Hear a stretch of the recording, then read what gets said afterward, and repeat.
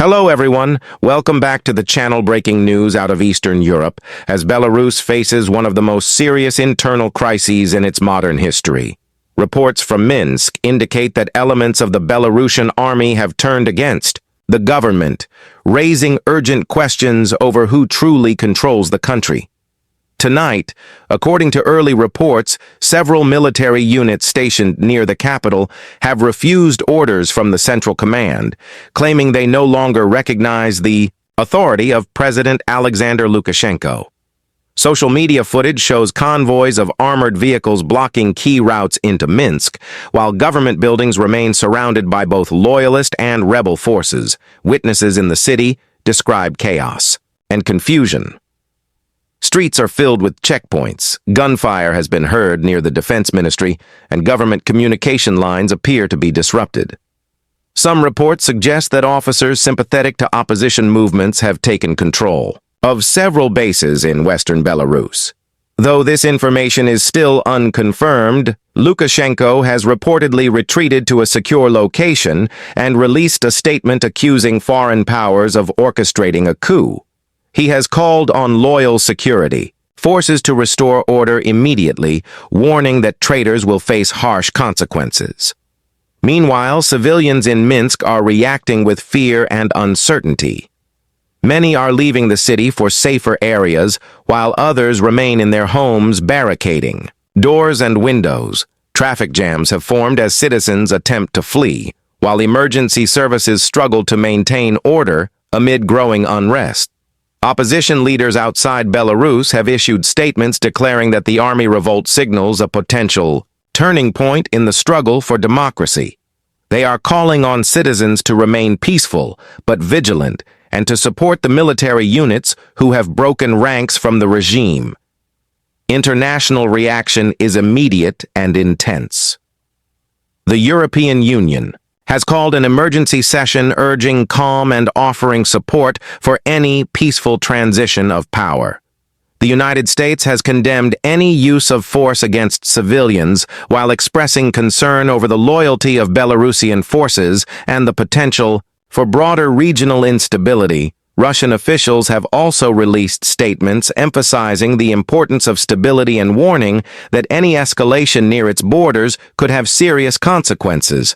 Moscow has reportedly increased surveillance and mobilized additional forces along the western frontier, raising concerns about potential intervention. The situation in Minsk itself remains tense. Residents report sporadic gunfire and armored vehicles patrolling streets with both loyalist and opposition forces visible in key districts. The city's main communication hubs have been targeted in attempts to disrupt coordination among rebels and loyalists alike. Military analysts note that the division within the Belarusian army is unprecedented in modern times, with significant implications for both domestic and international security. Some believe that if the split deepens, it could lead to civil conflict, while others suggest it may force Lukashenko to negotiate or step aside social media. Channels are flooded with videos and messages from both sides, creating confusion and misinformation. Citizens and observers are struggling to determine which units are in control and where the president remains concealed. The rapid flow of unverified information has made it difficult to assess the true scale of the revolt. Reports indicate that several key military installations in the West have fallen under opposition control, including supply depots and command posts. Some units in the north are reported to be preparing to move toward Minsk to join the rebellion, while others remain loyal to Lukashenko. The economic impact is already being felt. Markets are reacting with sharp declines in Belarusian currency and stock values. Investors fear the crisis could spill over into neighboring countries and destabilize the broader region. Countries dependent on Belarusian trade are monitoring ports and transport routes closely to assess potential disruptions. Analysts warn that the coming days will be critical as both sides attempt to consolidate power. The loyalty of remaining army units and security services will likely determine whether the government can maintain control or if opposition forces can seize the capital. In addition, To military developments, protests have erupted in multiple cities with demonstrators calling for democratic reforms and the resignation of Lukashenko. The security forces' response has been mixed, with some units reportedly allowing peaceful demonstrations. While others attempt to disperse crowds, humanitarian concerns are mounting as hospitals report increased numbers of injuries and shortages of medical supplies. Some neighborhoods are experiencing power outages and communication blackouts, making it difficult for aid agencies to operate effectively.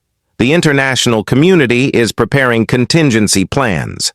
Should the crisis escalate, the United Nations has indicated it may call for emergency intervention to prevent mass casualties and to provide humanitarian assistance to affected populations. Observers note that Belarus's geopolitical position makes this crisis particularly sensitive, with neighboring Ukraine, Poland, Lithuania, and Russia closely monitoring the situation. Any misstep could trigger broader regional tensions or cross-border incidents. Despite uncertainty, some military units have issued public statements declaring their commitment to protect civilians and uphold democratic principles. They emphasize the need for restraint and caution as the situation evolves. Meanwhile, loyalist forces are reported to be reinforcing key government buildings and strategic infrastructure, including airports, communication hubs, and military depots. They are deploying additional troops to maintain presence and prevent the opposition from gaining further ground. Experts suggest that a prolonged standoff could lead to sporadic skirmishes across the country, with major urban centers becoming flashpoints for conflict. They warn that civilians may be caught in the middle as both sides maneuver for control. In Minsk, streets remain tense, with sporadic clashes reported near government buildings and army barracks. Journalists on the ground describe a city under siege, with citizens fearful of sudden outbreaks of violence. The next 24 to 48 hours are expected to be decisive as opposition and loyalist forces attempt to secure critical areas and establish control over the capital. The international community continues to call for restraint while monitoring developments closely. This crisis marks a pivotal moment in Belarusian history as the country grapples with internal dissent and divided loyalties within its military. The outcome will have lasting consequences for governance, democracy, and regional stability. Stay tuned for continuous updates as verified information becomes available. We will continue to provide analysis and reports on the evolving situation in Belarus as it develops and changes minute by minute. Follow War Across Nations for breaking news and in-depth coverage of this historic crisis.